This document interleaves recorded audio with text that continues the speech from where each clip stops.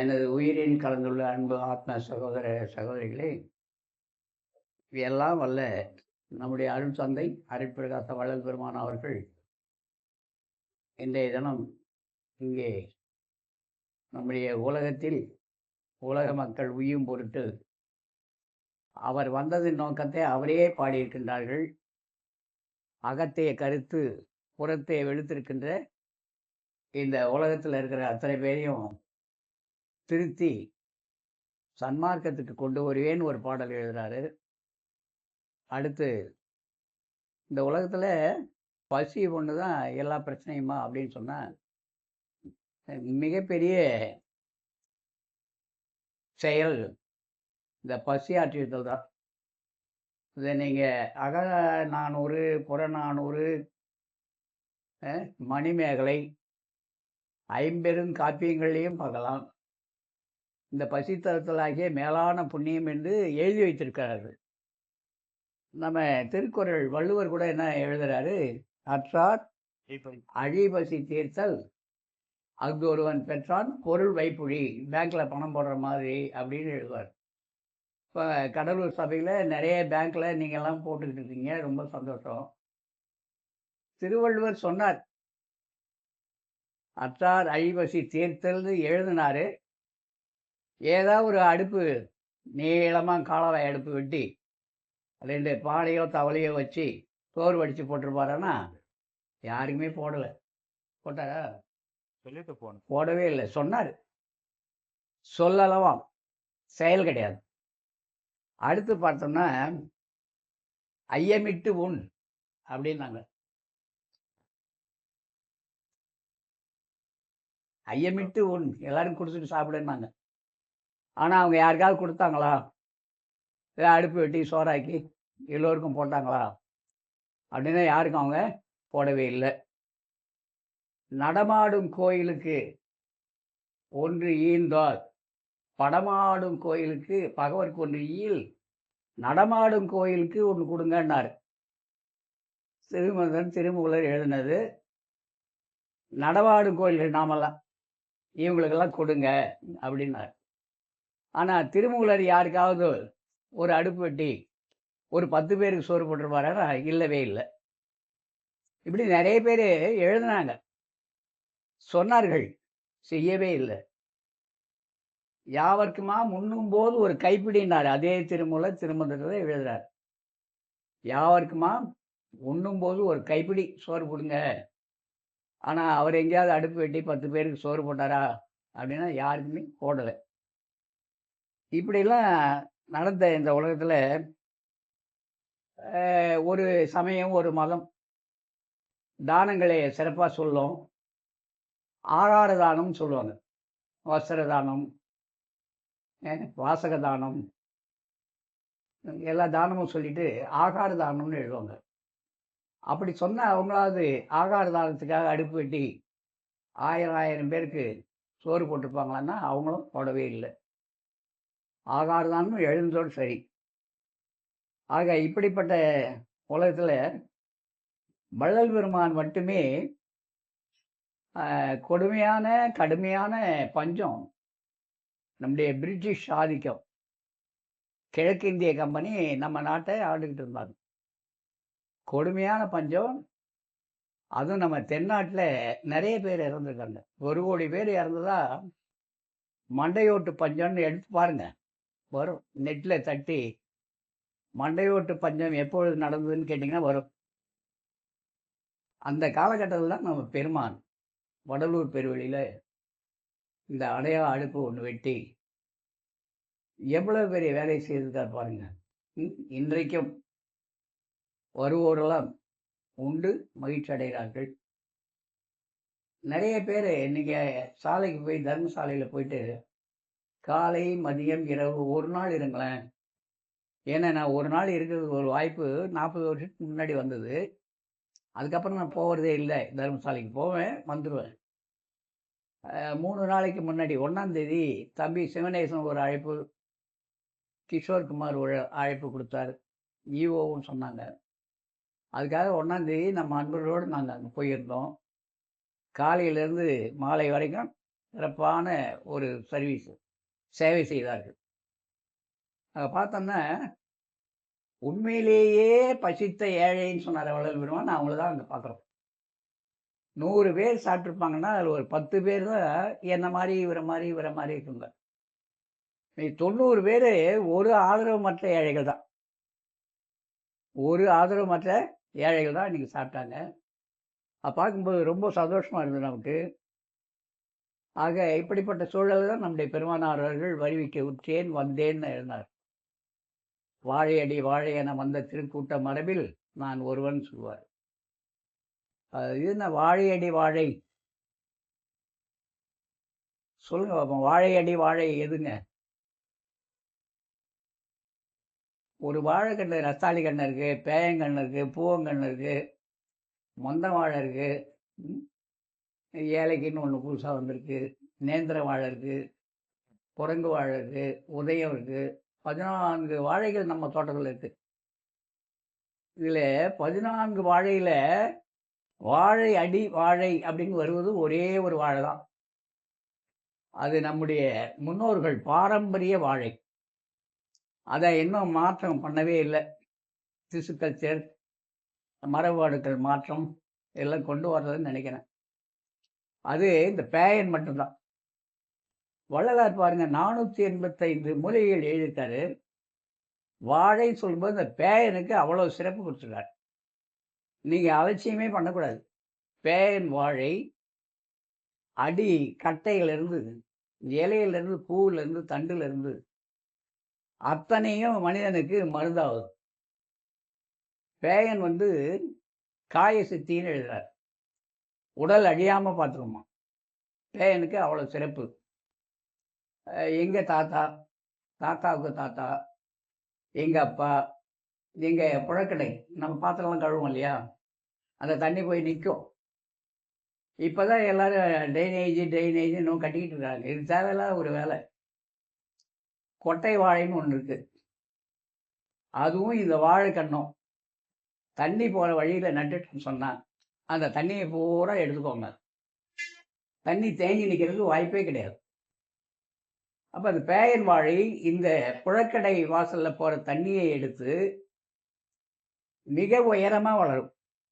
15 அடி உயரம் கூட வரும்.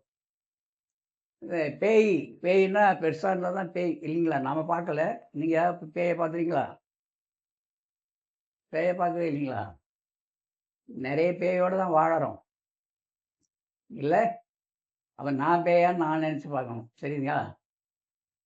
அப்போ மிக உயரமா வளர்ற ஒரே வாழை பேயன். பேயன் வாழைப்பூ சித்தியை கொடுக்கும்னு எழுதுறார் வள்ளல் பெருமான். அந்த பேயன் வாழைப்பழம் ரொம்ப சிறப்பு. ரொம்ப சிறப்பு. பேயன் வாழைப்பழம் இயற்கையா விளைஞ்சத வாங்கி துண்டுகளாக நறுக்கி, ஒரு ஒரு பாட்டில் வாங்கி கண்ணாடி பாட்டிலா இருக்கணும். அது உள்ள போட்டு சின்ன சின்ன பீஸா முழுகுற வரைக்கும் விளக்கெண்ணெய் விட்டு, அதில பனங்கற்கண்டு வாங்கி அது முழுகுற வரைக்கும் கொட்டி, தினம் ஒரு 15 நிமிஷம் வெயில்ல வைக்கணும். அவனை எடுத்து உள்ள வச்சுக்கிட்டு, தினம் ஒரு பீஸ், ஒரு துண்டு இந்த பனங்கற்கண்டு, அந்த ஒரு பீஸ் வாழைப்பழம், அந்த விளக்கெண்ணெயோடு சேர்த்து காலையில எழுந்ததும் பல் துலக்கறதுக்கு முன்னாடி சாப்பிட்டுறணும். இப்படி சாப்பிட்டு பாருங்க. அவருடைய விளக்கம் உங்களுக்கே தெரியும். அனுபவம் தானே. ஒரு அற்புதமான ஒரு மருத்துவ குணம் வாய்ந்தது பேயன். இந்த பேயன் வாழை மட்டும் தான் உங்க தாத்தாவுக்கு தாத்தா வச்சிருப்பாரு அந்த வாழை தோட்டத்துல. அதுக்கப்புறம் நீங்க அத பார விட்டு எடுத்து வேற ஒரு இடத்துல பதிவு பண்ணணும்னு அவசியம் இல்ல. அந்த வாழைக்கீழ வாழை வந்துகிட்டே இருக்கும். நோய்வாய்ப்படாது. இப்ப மற்ற வாழைகள்லாம் ஒரு தடவை போட்டுட்டோம் அப்படின்னு சொன்னா, அத எடுத்து போட்டா தான் சரி வரும். இல்லன்னா பூச்சி விழுந்துரும். மரம் வீணா போயிடும். இந்த ஒரு மரம் தான் வாழை அடி வாழையா இருக்கிறது. இவரு எவ்வளவு பெரிய அக்ரிகல்ச்சர் ஆபிசரா இருந்திருப்பார் வள்ளலார். வேர் விளை பலவின் மென்சுவை சுளையேன்றார். பலா மரத்துல கீழே காய்க்கணும். ஏன்னா எல்லா சத்தும் எங்க போகும்னா கீழே வேர்கிட்ட இருக்கிற பலா தான் போகும். அந்த பலா தனி ருசி. நீங்க பலாத்தோப்பு வச்சிருக்கவங்க கேட்டா சொல்லுவாங்க. வேர் விளை பழவின் மென்சுவை சுளையே. சேலத்தில் இருக்கு இல்லையா, நம்மால் ஒருத்தர் பாடிட்டால, மாம்பழம் மாம்பழம் மல்கோவா மாம்பழம். அந்த மாம்பழம் கட்டு மாம்பழம், விதை உள்ள சின்னதாக இருக்கும், பழம் நிறைய திசுக்கள், சதைப்பற்று அதிகமாக இருக்கும். அதனால வேர்விளை பழவின் மென்சுவை சுளையே கட்டு மாம்பதமே கதலி வான் பழமை. இதுதான் கதலிய வாழை. ஈட்டனர் சுவை செய் இழந்த எங்கடியே. வள்ளல் பெருமான் எவ்வளோ பெரிய தமிழ் ஆர்வலரோடு மட்டும் இல்லை, தமிழில் நமக்கு கொடுத்த மிக சிறப்பு வள்ளல் பெருமான் தான். ஆயினால அன்பு உள்ளங்களே, வள்ளல் பெருமானுடைய அவர் வந்து பாடல் பாடகர் வந்து ஒரு நிகழ்ச்சி இல்லை இல்லை இல்லை கூடுங்க. பாட்டு நாங்கள் என்னைக்கு வேணாலும் கேட்டுக்கலாம். பாட்டு இல்லை, அவங்க நிகழ்ச்சி எப்போ கேட்டுக்கலாம். இப்போதான் மணி 6:05 தான் ஆரம்பிச்சுங்க. அப்படியெல்லாம் ஒன்றும் இல்லை, அவர் கூடுங்க. நீங்க வந்து ஆரியம் பேசணும். அப்படிங்களா? நீங்க வர்றதுக்கு லேட் ஆகுதுன்றத அவர் பாடகு ஏன் வந்துட்டு இருக்கிறார். குரூப் வந்துட்டாங்க.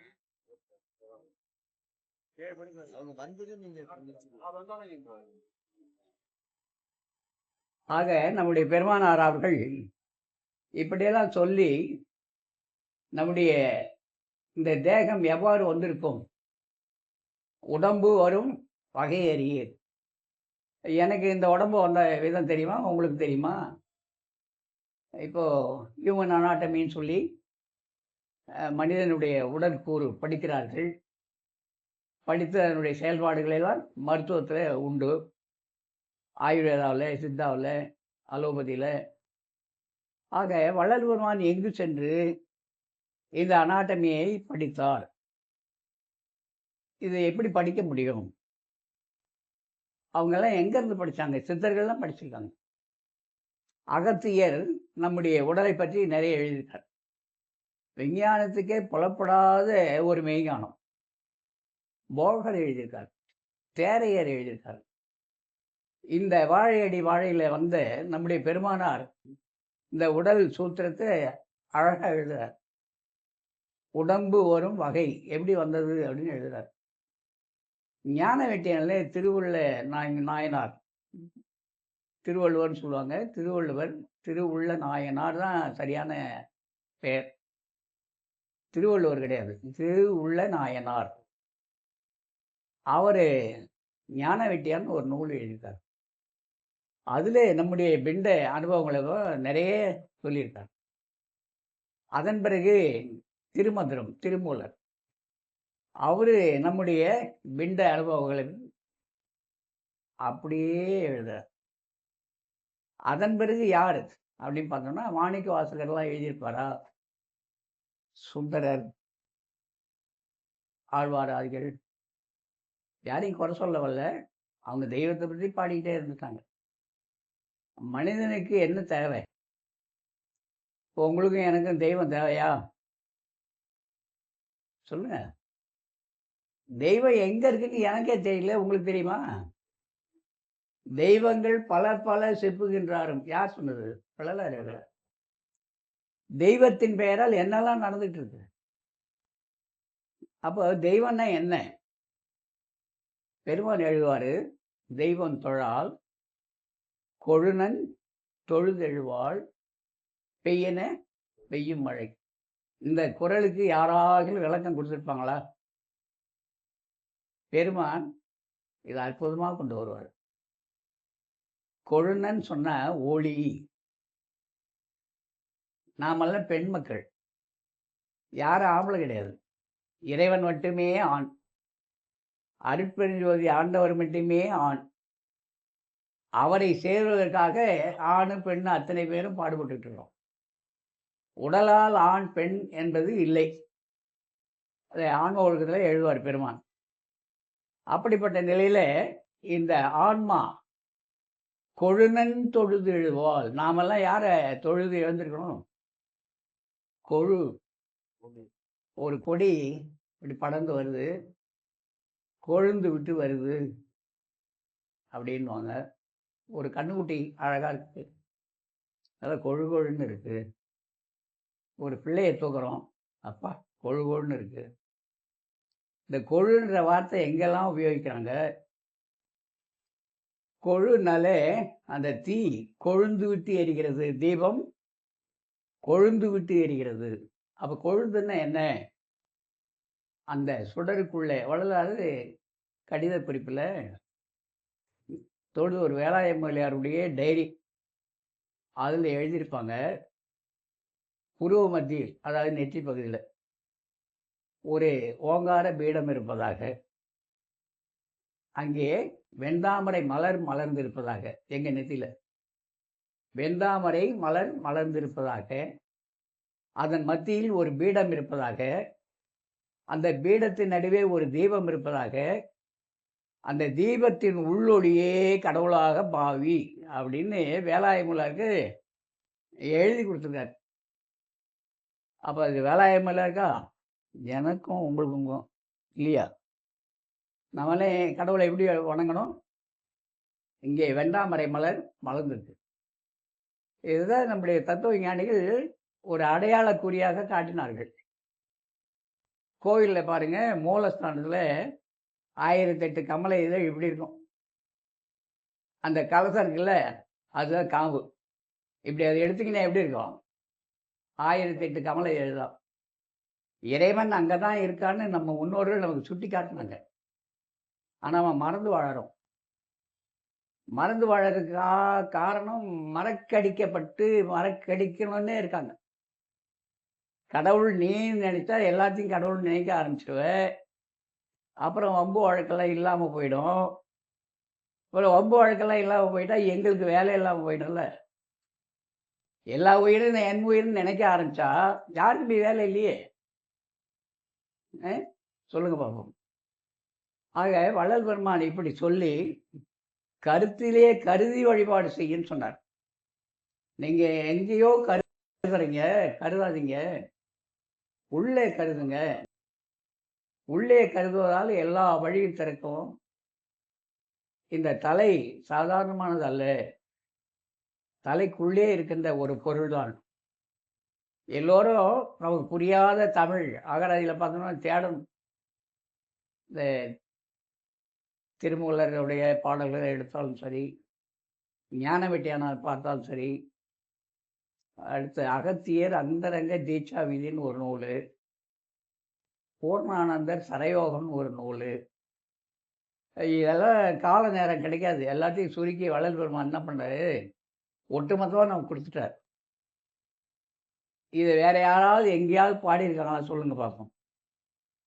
மடலெல்லாம் மூளை மலர்ந்திட, மடலெல்லாம் மூளை மலர்ந்திட, இது வேற எங்கேயாவது நீங்க படிச்சிருக்கீங்களா, பார்த்துருக்கீங்களா? கொண்டு வாங்க. மடலெல்லாம் மூளை மலர்ந்திட, அமுதம் ஊற்றெடுத்து ஓடி நிரம்பிட. அந்த மடலெல்லாம் மூளையை எழுதாம அமுதம் ஊற்றெடுத்து ஓடி நிரம்பிடன்னா குடங்குடமா பாலை கொண்டு வந்து வள்ளலார பொம்மை கட்டி அது தலையில கூட ஊற்றுவாங்க. ஊத்துறாங்களா? ஊத்தட்டும். மடலெல்லாம் மூளை மலர்ந்த. நீங்களும் நானும் நினைவை அங்கே நிறுத்திக்கிட்டு இருந்தோம்னா உள்ளே ஒரு இயக்கம் நடப்பது நமக்கு உணர முடியும். இந்த உடலை எங்கே நடந்தாலும் உணர்றோம் நம்ம. ஆனால் இது உள்ளே நடக்கிறது உணரவே முடியாதுன்னு சொல்ல வராங்க. ஆனால் உணரலாம். அதை தான் வள்ளல் பெருமான் நினைந்து நினைந்து உணர்ந்து உணர்ந்து அன்பே நிறைந்து நிறைந்து ஊற்றெழும் கண்ணீர் அதனால் உடம்பு நனைந்து நனைந்து. இந்த உடம்பு எப்படி நனையும்? இந்த கண்ணீரில் நனையுமா? இல்லை. உள்ளே இந்த மூளைக்குள்ளே ஏதோ ஒன்று நடக்கதே வள்ளலார் கண்டிருக்கிறார். அவருடைய அனுபவம் அதுதான். அதை அமுதமாக சொல்லி இடை அமுதம் கடை அமுதமாக எழுதுறார். அது அவருக்கு மட்டுமே வெளிச்சம். அவர் அனுபவித்த அவ்வளவு அனுபவங்களையும் நமக்கு எழுதி கொடுக்கிறார். நாம் அந்த இடத்துக்கு போக முடியல. ஏன் போக முடியல சொல்லுங்க பார்ப்போம். திருத்தணிய மாலையில வள்ளல் பெருமான் சொல்லுவாரு, தொல்லை குடும்ப துயரனரில் அல்லும் பகலும் கவலைப்படுவதன்றி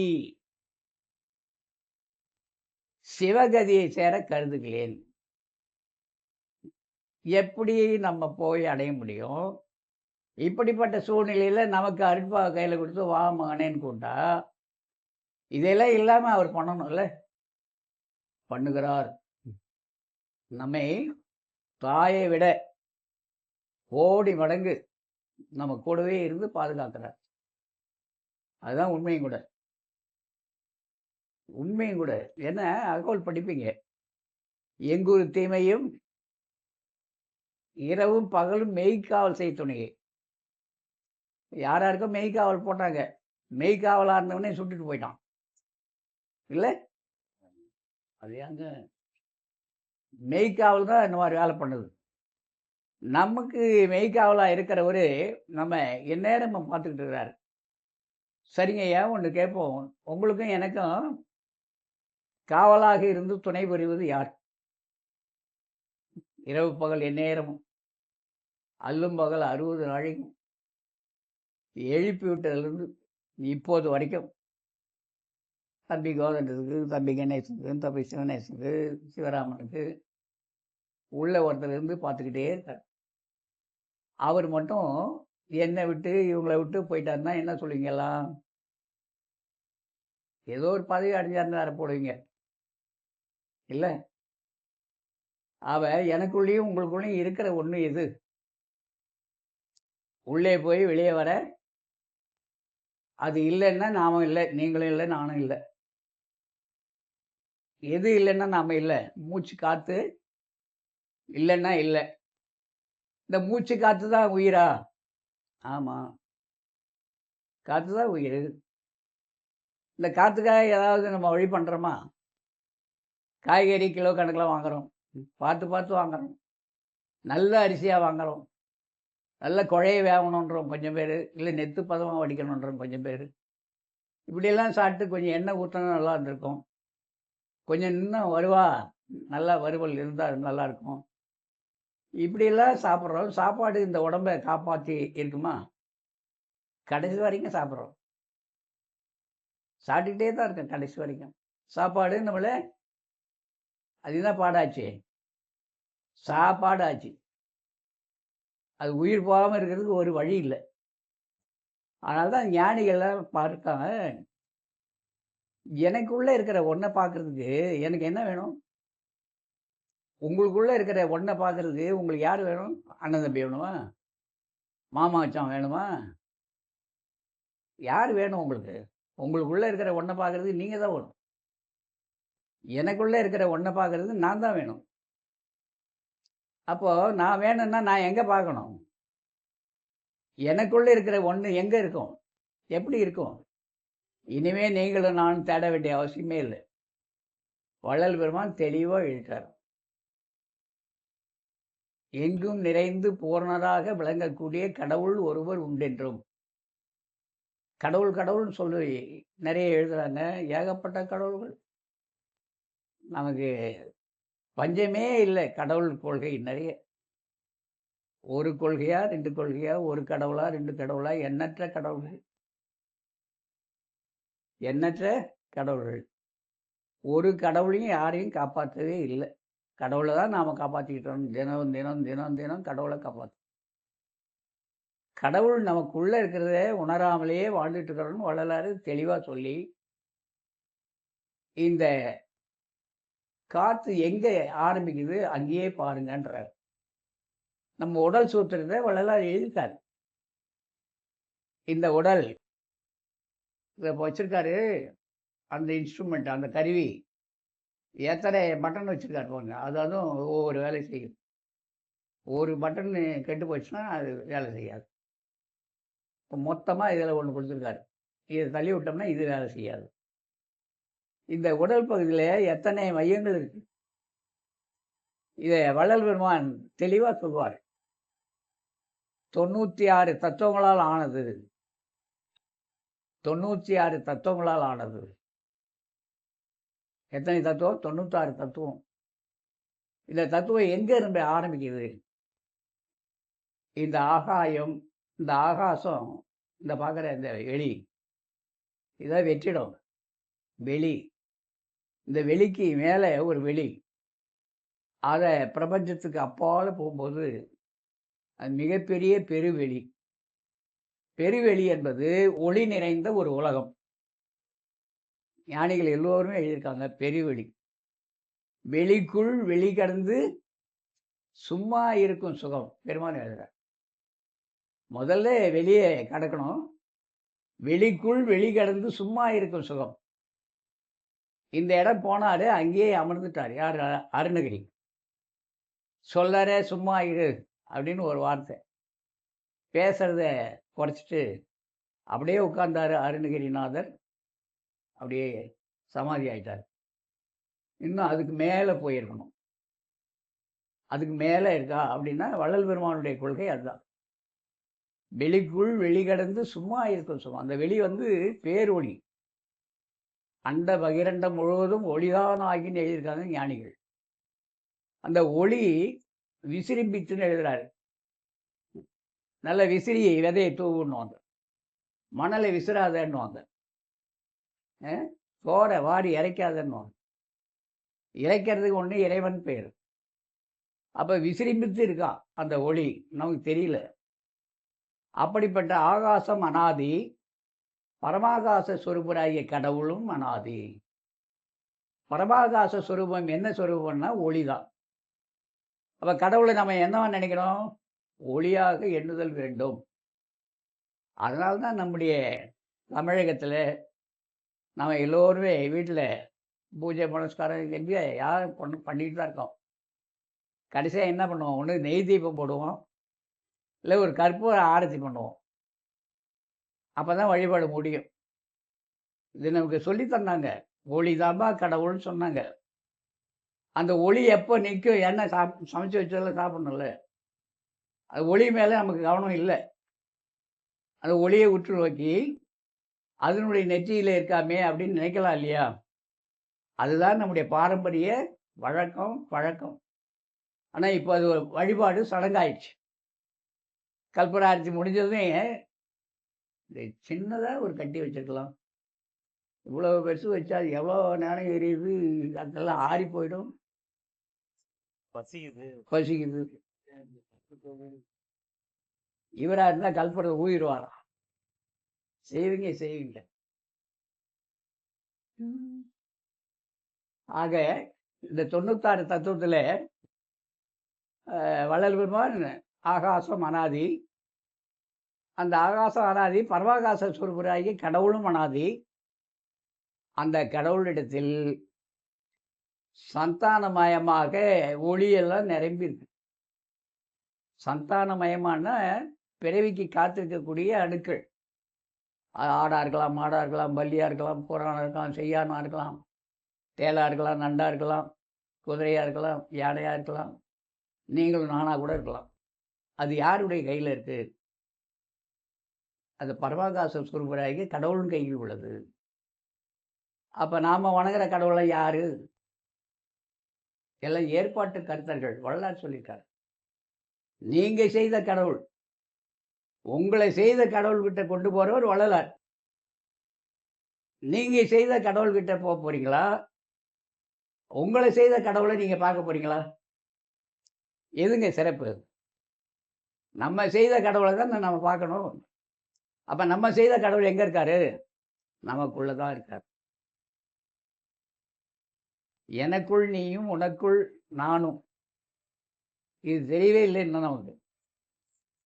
காடு மலை வரும் கால் அழுத்து, நான் கால் அழுக்க அழைந்து துன்பம் அடைந்தேன்னு எழுதுறார் ஒரு சித்தர்.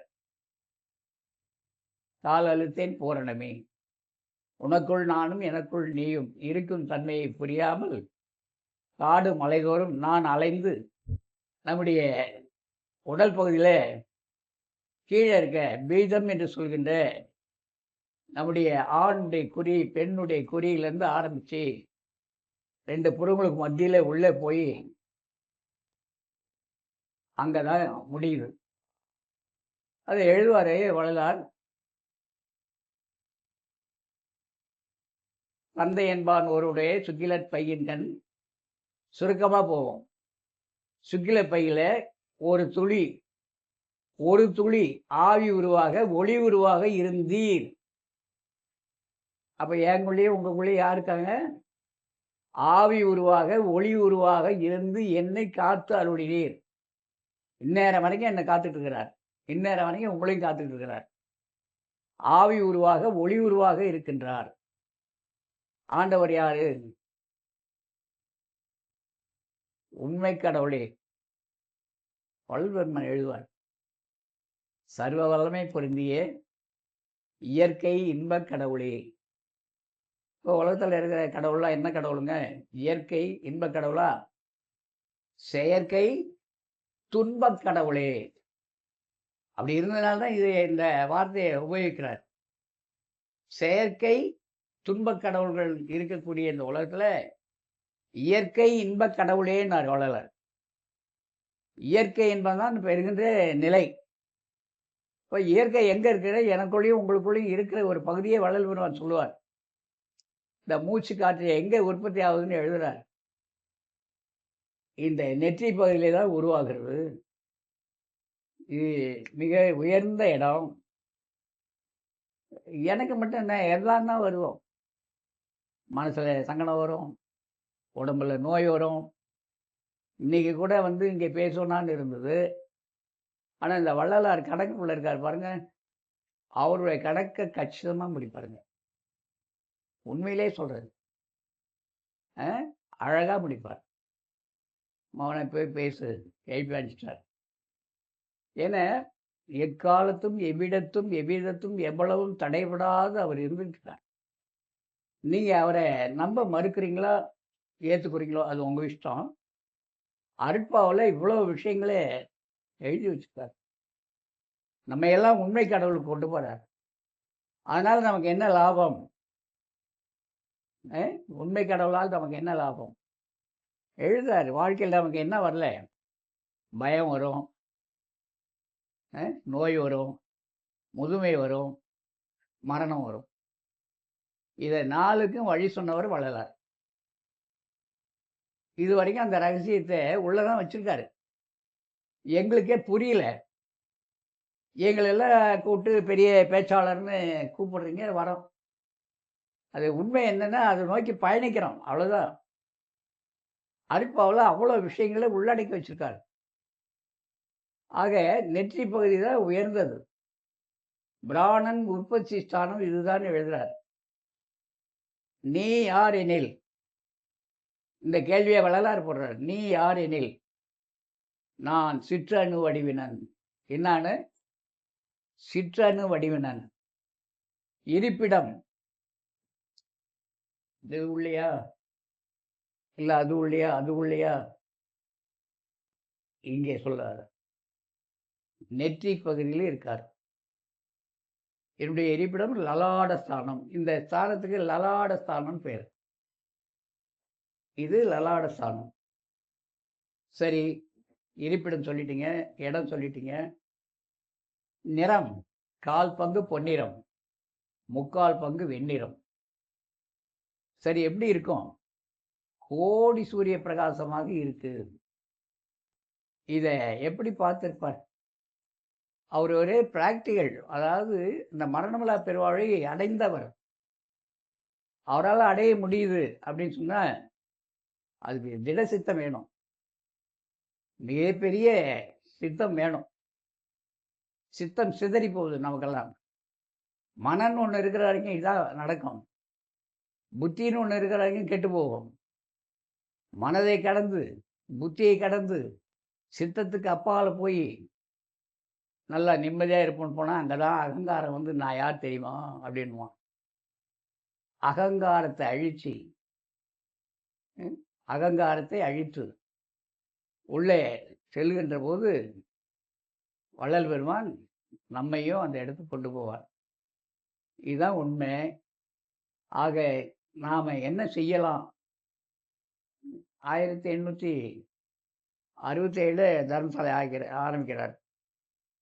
23/5 1867 தர்மசாலை ஆரம்பிக்கிறாரு.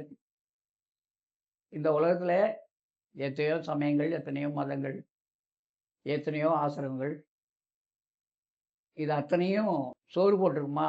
நல்லா சிந்தனை பண்ணி பாருங்க.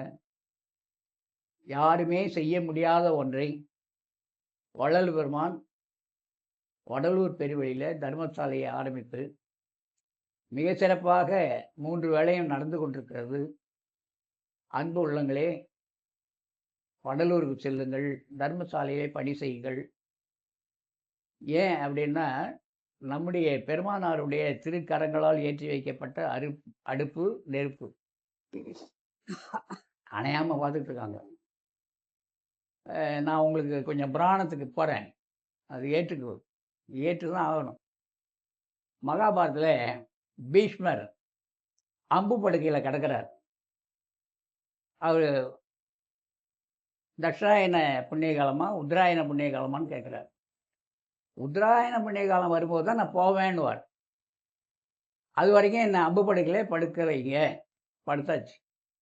உடல் முழுவதும் அம்பு, அந்த ரத்தம் பூரா வந்துக்கிட்டு இருக்கு. அந்த நேரத்தில் இந்த மனுஷனுக்கு பசி, தாகம்.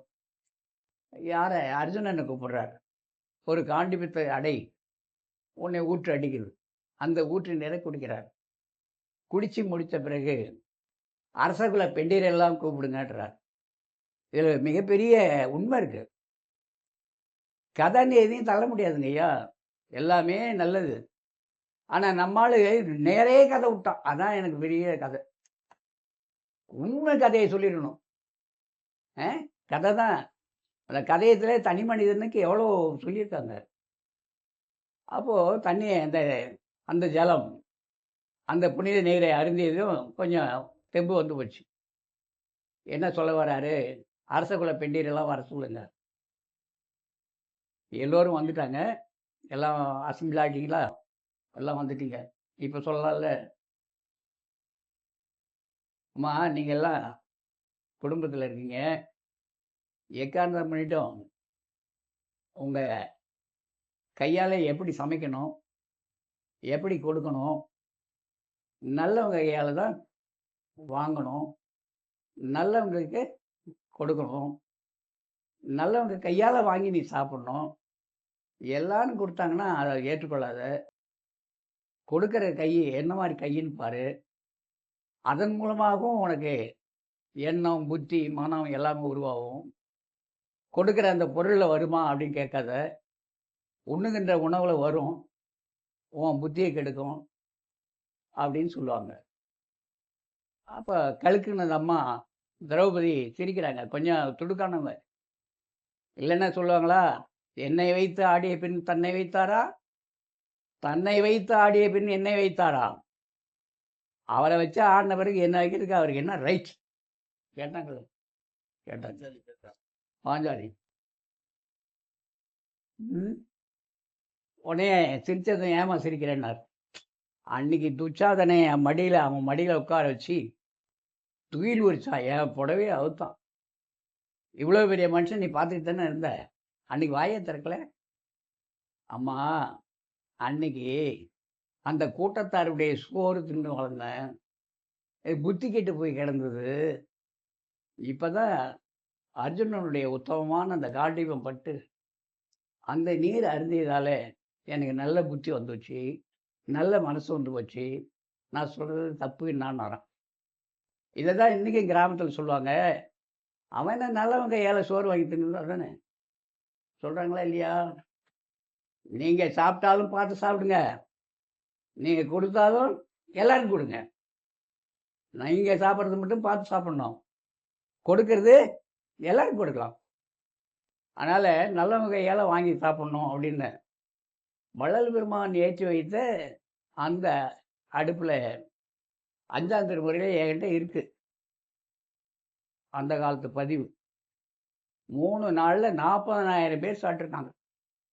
இப்போ மாதிரி ஆட்டோ, வேனு, காரு அதெல்லாம் எதுவும் கிடையாது. எப்படி 40,000 பேர் சாப்பிட்ருப்பாங்க 3 நாளில்? அந்த திருக்கரங்களால் ஏற்றி வைத்த அந்த அடுப்பிலேயே வெந்து கொதிக்கக்கூடிய அந்த வெந்த நீரை ஒரே ஒரு கோளை நான் அருந்துவதால் என்னுடைய உள்ளம், என்னுடைய புத்தி எல்லாமே சீராவாதா? அப்படிதான் நான் குடிக்கிறேன். அதனால அன்பு உள்ளங்களே, தர்மசாலைக்கு போனால் கொஞ்சம் வெந்நீர் குடிங்க. இதெல்லாம் மாற்றுவான்னு கேட்காதீங்க. நிறைய இருக்கு விஷயங்கள். தொட்டாலே தோஷம்தான். அதனால் எங்கும் நிறைந்த எல்லாமுடைய அருட்பெருஞ்சோதி ஆண்டவரை 2 புருவங்களுக்கு மத்தியில் அண்ணாக்கின் பக்கம் மேலே உச்சிக்கு கீழே கோடி சூரிய பிரகாசத்தினுடைய ஒளியணுவாக நாம் கருதி கருதி வழிபாடு செய்வோம். அருட்பெருஞ்சோதி அருட்பெருஞ்சோதி.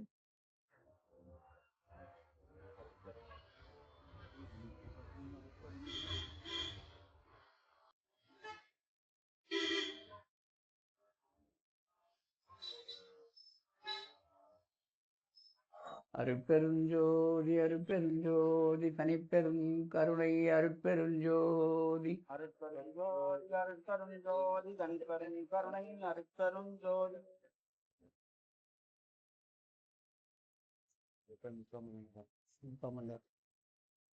நீங்க சொன்ன அது நீங்க பேசுங்க.